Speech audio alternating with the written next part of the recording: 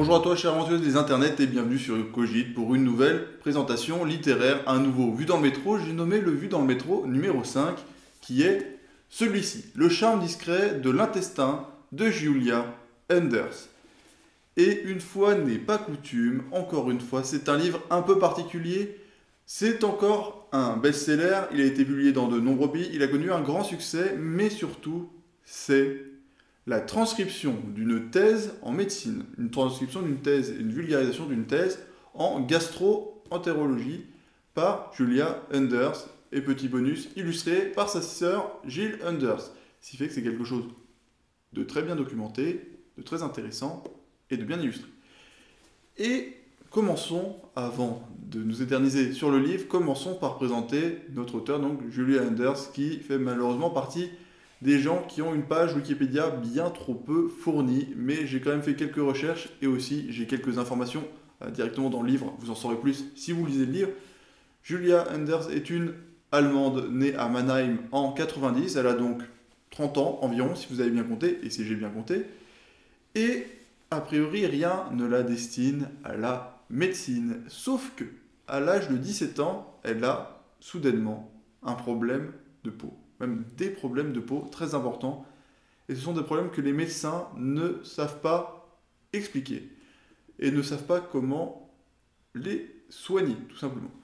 La médecine et les médicaments n'ont pas d'effet. Dès qu'elle arrête de prendre ces médicaments, les problèmes reviennent. Sauf que Julia, elle ne se laisse pas démotiver. Julia, elle se bat. Julia, elle veut savoir ce qui se passe et elle veut guérir. Et donc, elle va commencer à faire des recherches, à lire des papiers, à lire des publications sur la médecine, et au bout d'un moment, elle trouve un cas similaire au sien.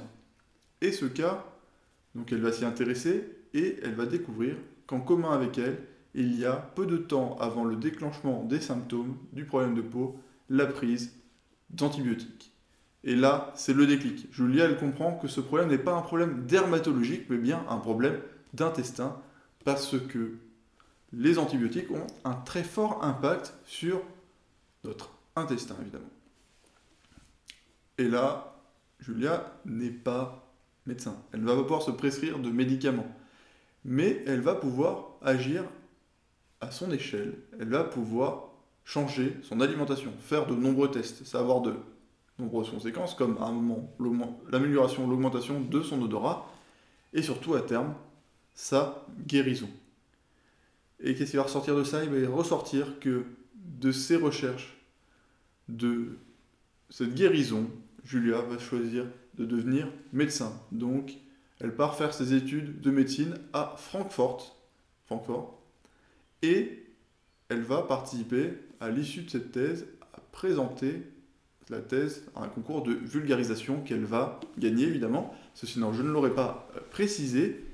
Et à l'issue de ce concours, elle va choisir d'écrire ce livre que je présente aujourd'hui et que vous apprécierez si jamais vous le lisez. Ceci n'est pas sponsorisé, mais lisez-le. Et donc, il est désormais temps, évidemment, de présenter le livre, évidemment. Et tout d'abord, rassurez-vous, il est très difficile et même impossible de vous spoiler le livre, de vous révéler son contenu. Si je voulais le faire, il n'y aurait qu'une seule solution, ça serait de vous le lire en entier. Alors, je ne le ferai pas pour deux raisons. La première, c'est que c'est extrêmement long et que jamais vous resteriez m'entendre parler le temps de lire 300 pages de vulgarisation scientifique, même si vous adorez le lire.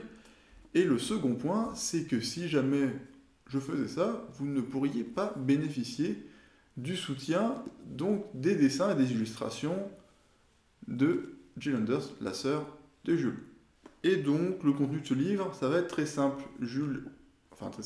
Julia Enders va donc nous partager les dernières découvertes, les dernières recherches au sujet de l'intestin. Donc c'est très instructif et en même temps, sa plume est légère, sa plume est drôle. Donc c'est instructif, drôle, extrêmement étayé, parce que je rappelle que c'est une thèse. Donc il y a une bibliographie qui s'étend, si je regarde mes notes, de la page 337 à la page 351, donc 14 pages de bibliographie que vous pouvez consulter si jamais vous souhaitez approfondir tel ou tel sujet.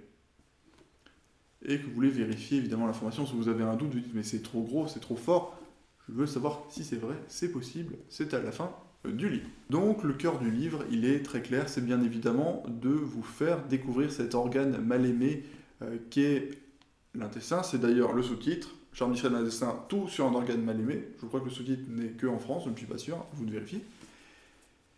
Et donc cet organe mal aimé auquel on s'intéresse très peu, et pourtant nous le possédons tous, donc il devrait tous nous concerner au premier degré, eh bien on va chercher à le comprendre dans ce livre. On va comprendre son rôle en tant que deuxième cerveau, son rôle dans la production de l'hormone du bonheur, donc la sérotonine, mais aussi son rôle dans certaines affections, certains problèmes tels que l'obésité, la dépression, la maladie de Parkinson, mais aussi quelques conseils de notre expert, donc Julia, sur comment bien s'alimenter, sur les effets de certains médicaments et sur les effets de notre comportement afin d'être dans la meilleure entente possible avec, ici, l'intestin et éviter au maximum les problèmes que nous pourrions rencontrer, tout simplement.